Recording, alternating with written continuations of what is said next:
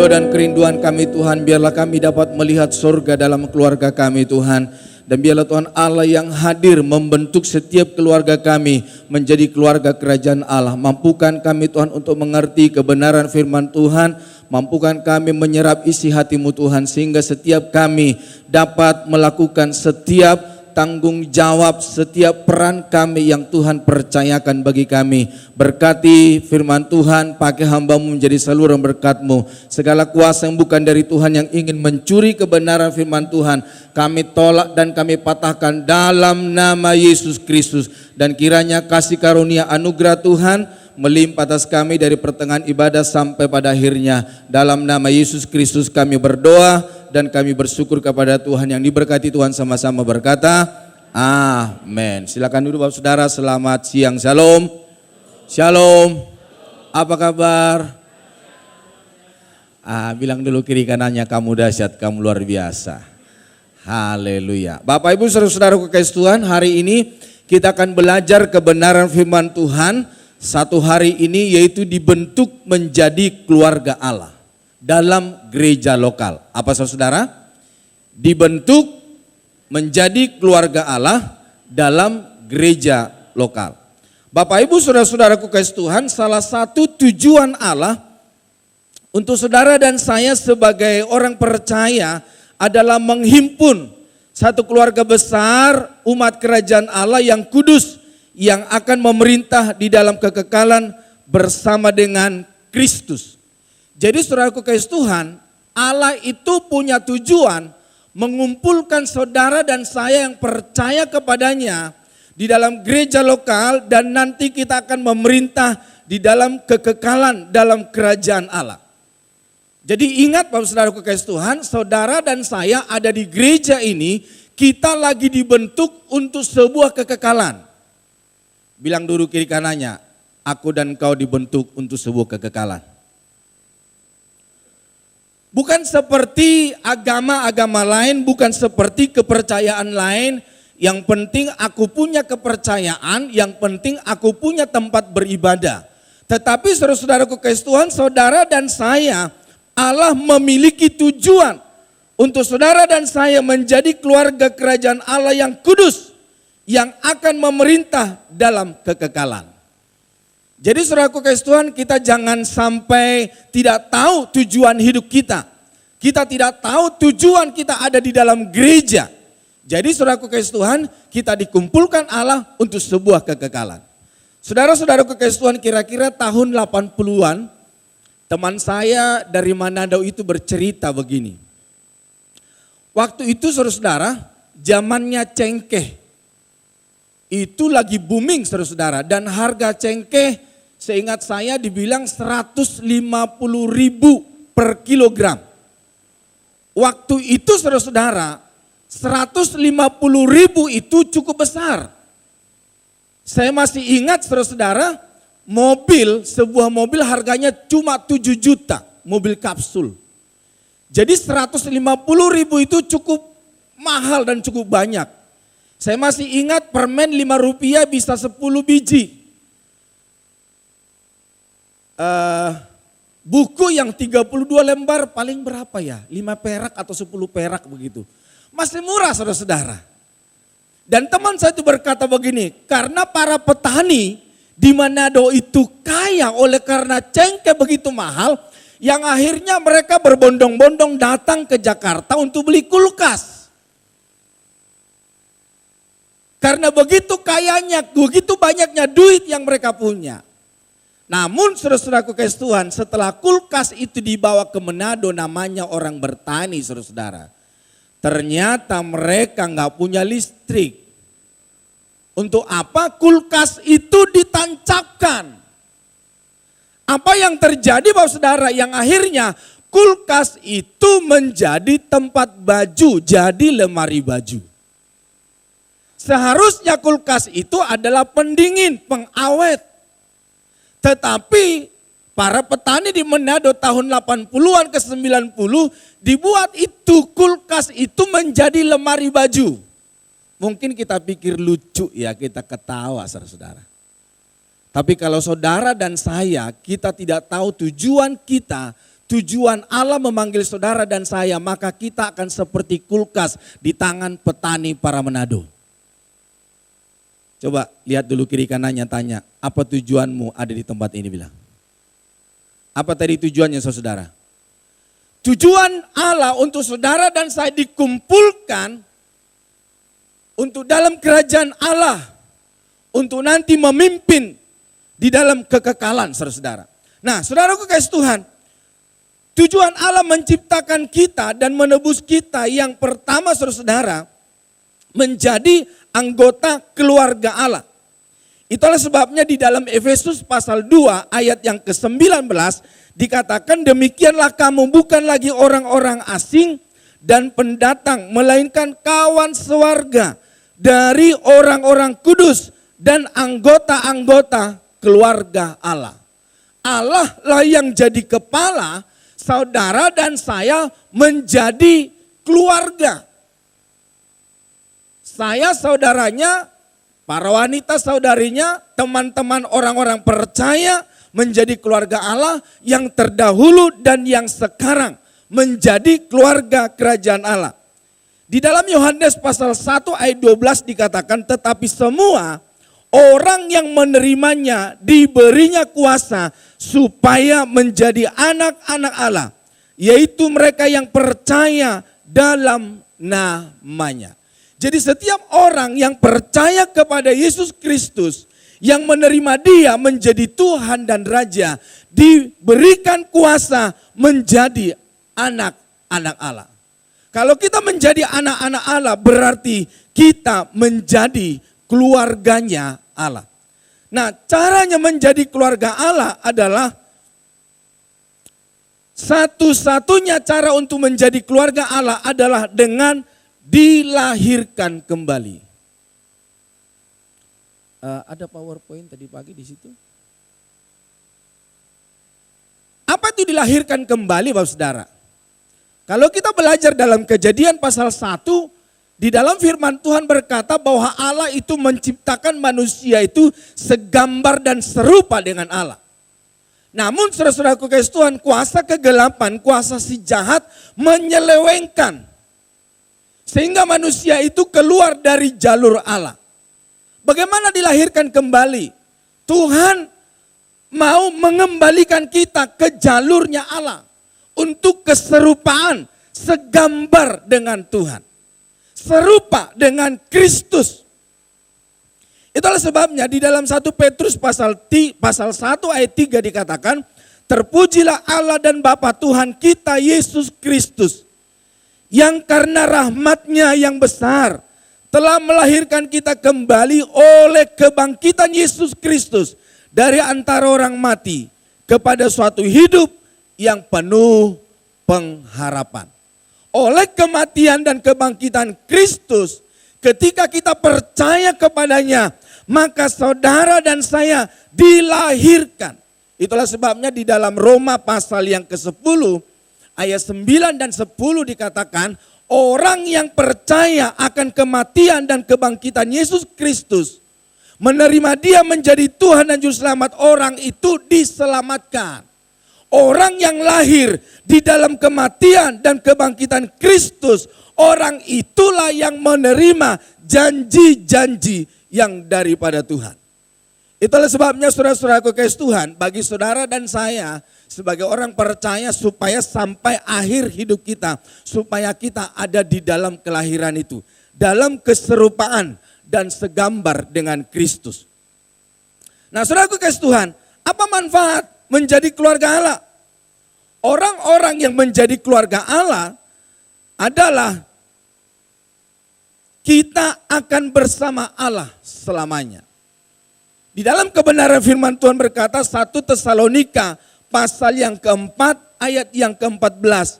Setiap orang yang percaya kepada Allah, ketika mereka meninggal, ketika mereka meninggalkan dunia ini, firman Allah berkata, Allah sendiri menjemput, Allah sendiri mengumpulkan mereka bersama-sama dengan Dia dalam kerajaannya. Saudara-saudaraku kasih Tuhan, di kepercayaan lama, di kepercayaan di luar sana enggak ada, saudara. hanya ada di dalam Yesus Kristus. Kita ada bersama-sama dengan Allah, kita bersama-sama dengan Tuhan. Ada suatu pengharapan, ada suatu kepastian.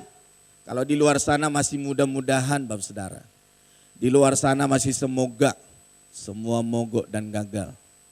Di luar sana saudara-saudara masih berdoa buat para pemimpin, buat nabi, buat rasul supaya nabi itu, supaya rasul itu selamat. Tetapi bagi saudara dan saya, bukan kita yang berdoa kepada pemimpin kita. Tetapi firman Allah berkata, Yesus berdoa siang dan malam untuk saudara dan saya. Supaya kita tetap di dalam keselamatan yang Tuhan perbuat untuk saudara dan saya.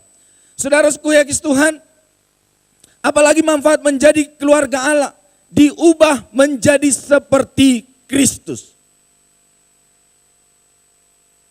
Kalau kita saudara-saudara berusaha untuk mengubah hidup kita, maka saya mau berkata kepada saudara-saudara, kita tidak akan mampu saudara-saudara. Tetapi oleh kuasa Roh Kudus, oleh kebenaran firman Tuhan, maka saudara dan saya diubah serupa dan segambar dengan Kristus. Seperti apa orang-orang yang diubah? Seperti apa orang-orang yang memperoleh segambar serupa dengan Kristus? Yaitu seperti dalam Galatia pasal 5 ayat 22 itu dikatakan, maka orang-orang yang menerima Tuhan, orang-orang itu juga dipenuhi oleh kuasa Roh Kudus. Dan di dalam orang yang penuh dengan Roh Kudus itu memiliki buah roh. Yang ada di dalamnya adalah kasih. Jadi orang yang dilahirkan, orang yang serupa dengan Kristus memiliki kasih. Memiliki sukacita. Di dalam hidupnya sukacita, damai sejahtera saudara-saudara. Orang itu sabar. Ketika ada di jalanan dia sabar. Dia gak sampai lewatin garis polisi.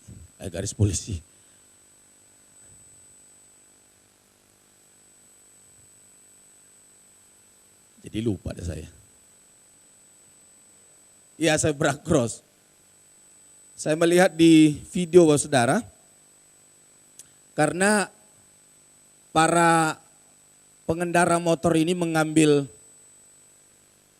haknya pejalan kaki, maka orang-orang yang jalan kaki itu naik ke atas motor orang-orang yang lagi ada di zebra cross. Saya pikir lucu juga ya. Dan ada beberapa TV yang kita lihat, ada dari anak kecil, ada orang dewasa. Ketika para penaik motor itu berjalan di trotoar, maka orang-orang ini menghalangi Bapak Saudara. Dan tahu kita sebagai anak-anak Tuhan, ketika kita ada di jalan raya, bagaimana? Masihkah kita menuruti aturan-aturan lalu lintas? Teman-temanku yang jalan di tol, adakah engkau tancap lewat bahu jalan? Pak, saya buru-buru Pak.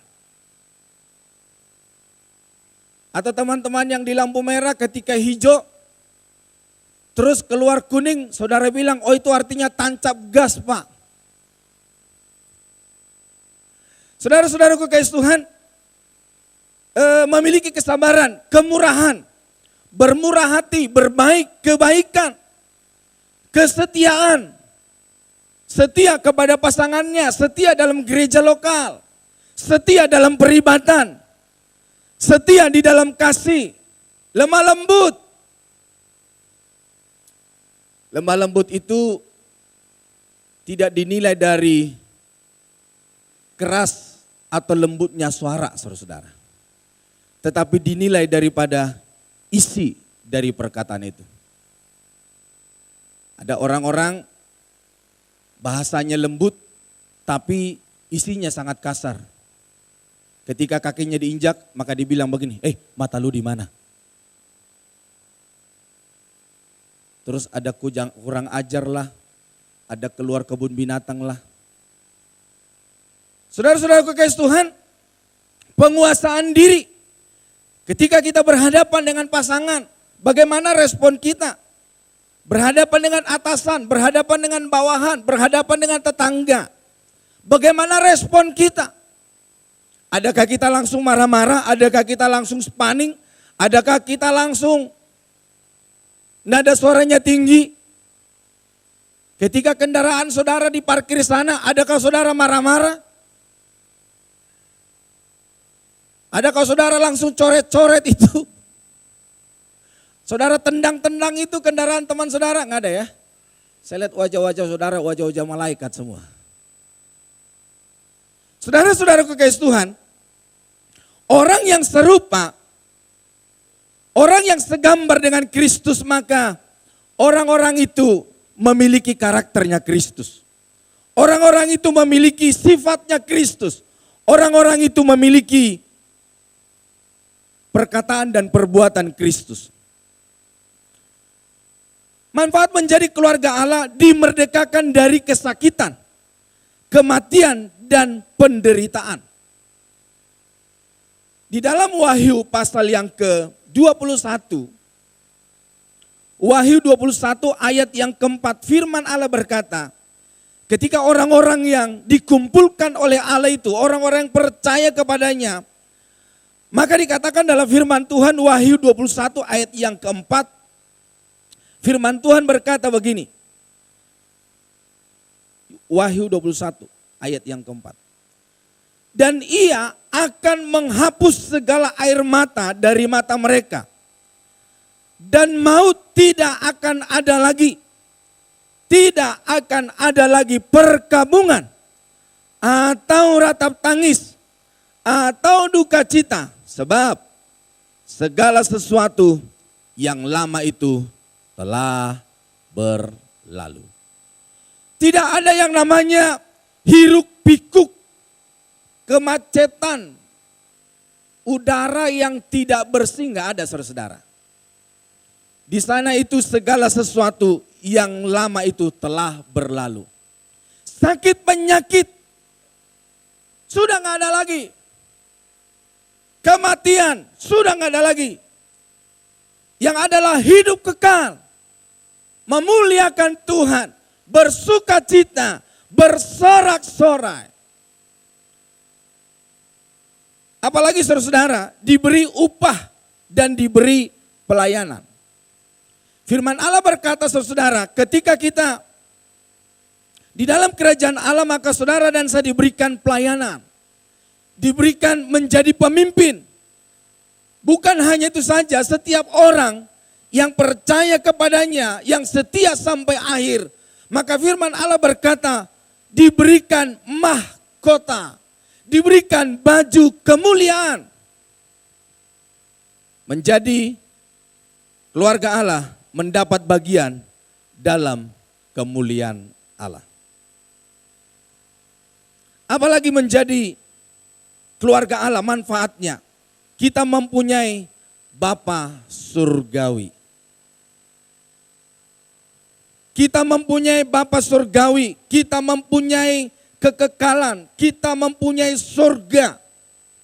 Dan ketika kita mempunyai surga, ketika kita mempunyai Bapa surgawi, ketika kita mempunyai kerajaan kekal, maka Allah yang memiliki saudara dan saya, Tuhan yang memiliki saudara dan saya. Makanya Yesus berkata, aku tidak membiarkan satupun mereka itu mengambil dariku. Ketika kita ada di dalam Kristus Yesus, ketika kita ada di dalam keluarga Allah, kuasa kegelapan, hal-hal dunia ini saudara, tidak akan sanggup dan tidak akan bisa mengambilmu dan mengambilku. Karena apa? Kita ini menjadi milik Allah. Itulah sebabnya saudara-saudaraku kasih Tuhan, pastikan setiap kita menjadi keluarga Allah. Pastikan setiap kita tidak keluar dari keluarga Allah. Pastikan kita ada tetap di dalam lingkungan keluarga Allah.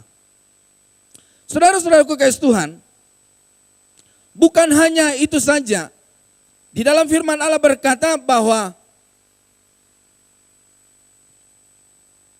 tidak ada seorang pun yang dapat mengambil. Yang artinya begini saudara, baik maut, baik persoalan, baik gunung meletus, ombak atau puting beliung, persoalan hidup yang kita hadapi itu tidak akan dapat mengambil setiap janji Tuhan itu di dalam hidup saudara dan saya sebagai orang percaya.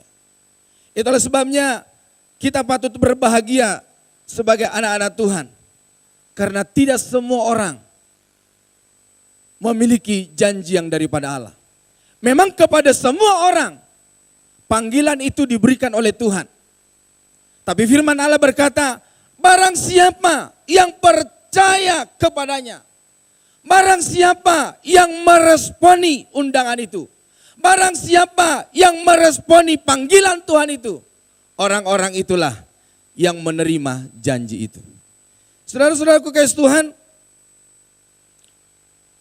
manfaat menjadi keluarga Allah menghasilkan sinergi, menghasilkan saudara-saudara kecocokan, menghasilkan kerjasama yang baik.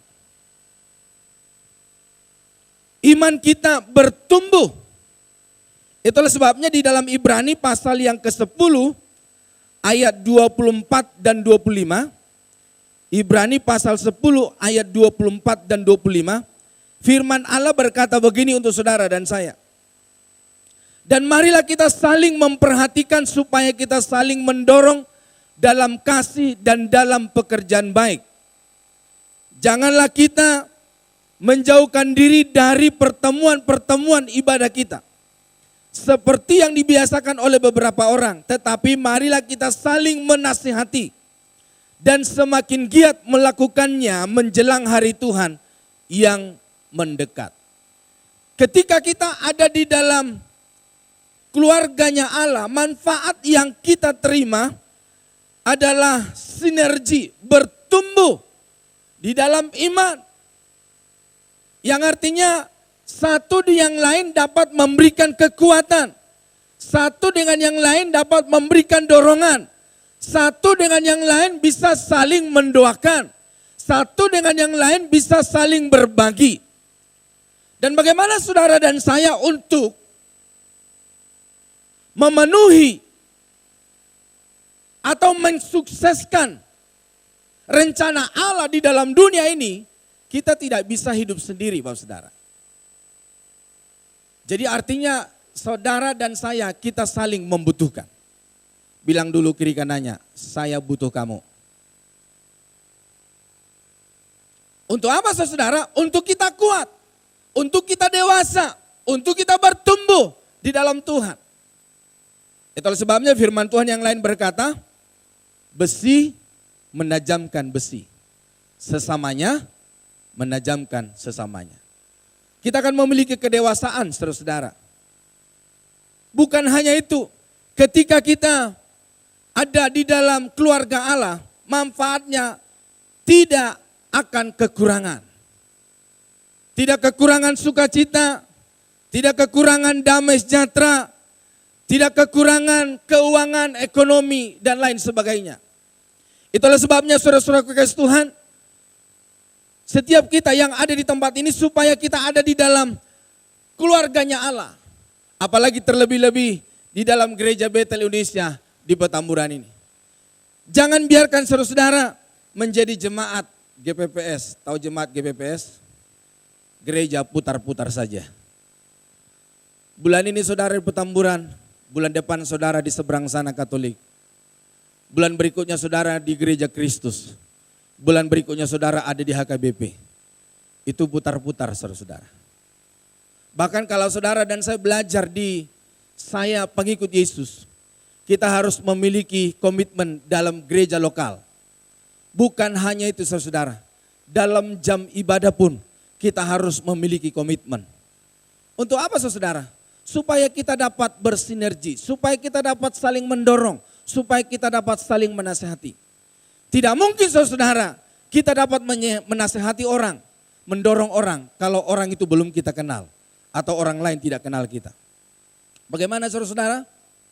Kita dapat hidup di dalam keluarga kerajaan Allah lewat GB Petamburan.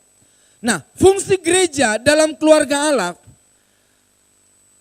adalah gereja bukan tempat kemana kita pergi. Atau artinya Gereja itu bukan suka-suka kita. Tetapi gereja tempat di mana kita belajar menjadi bagian dari keluarga Allah dan tempat mempraktekkan hidup sebagai anggota keluarga Allah. Di dalam gereja ini dapat kita mempraktekkan.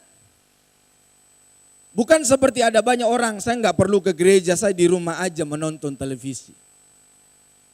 Karena di televisi pun ada acara-acara gereja. Lewat radio pun saya bisa belajar kebenaran firman Tuhan.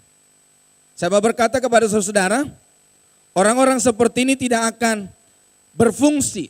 Dan orang-orang seperti ini tidak akan bertumbuh di dalam Tuhan. Ada orang-orang berkata, saya nggak perlu ke gereja.